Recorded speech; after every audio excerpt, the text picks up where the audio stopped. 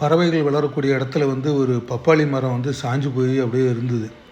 ஒரு வாழை மரம் வேற காஞ்சு ரொம்ப நாளாக அப்படியே காஞ்சு போய் நின்றுது.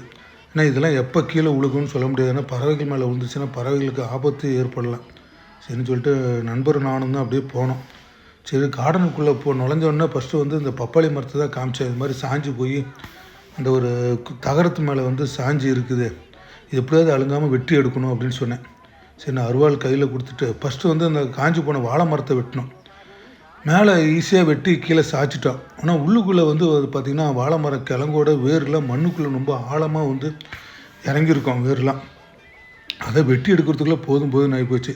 சரி 2 பேரும் சேர்ந்து ஒரு வழியாக வந்து அந்த வாழை மரத்தை கிழங்கெல்லாம் வெட்டி அப்படியே சாய்ச்சிட்டோம். சரின்னு சொல்லிட்டு அப்புறம் பப்பாளி மரத்தையும் வெட்டிடலான்னு சொல்லிட்டு நாங்கள் என்ன ஐடியா பண்ணோம் அப்படின்னா, பப்பாளி இந்த தகரத்து மேலே ஏறி நின்று அப்படியே பப்பாளி மரத்தை வந்து வெட்டி கீழே சாய்ச்சலான்னு ஐடியா பண்ணி தான் ஏணி வச்சு அப்படியே ஃப்ரெண்டு மேலே ஏற்றி விட்டேன். அப்புறம் எங்களுக்கு சடனாக வந்து பயம் வந்துருச்சு. ஏதோ பப்பாளி மரம் வெட்டுறப்ப திருப்பி விழுந்துருச்சுன்னா தகரமெல்லாம் வீணாக போயிருன்ட்டு 2 வெட்டிட்டு கீழே இறங்கி அடிப்பகுதியில் வந்து அருவாள் வச்சு வெட்டினோம். 2 பேரும் அப்படியே அழுங்காமல் ஆட்டி அப்படியே அந்த பப்பாளி மரத்தை அப்படியே சாய்ச்சி விட்டோம். இந்த மல்லிகைப்பூ பந்தல் மேலே அப்படியே விழுந்தது. சரி சின்ன சின்ன துண்டுகளாக வந்து பப்பாளி மரத்தை வெட்டி விட்டு அதெல்லாம் ஓரமாக அப்படியே எடுத்து போட்டோம்.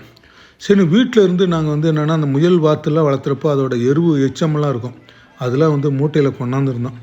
சரின்னு சொல்லிட்டு செடிக்கெல்லாம் தண்ணி விட்டுட்டு தென்னை மரத்துக்கெல்லாம் வந்து இந்த இயற்கை உரமெல்லாம் வச்சுட்டு தாகத்தை தண்ணி குடிச்சிட்டு அப்புறம் அங்கேருந்து அப்படியே நாங்கள் கிளம்பிட்டோம்.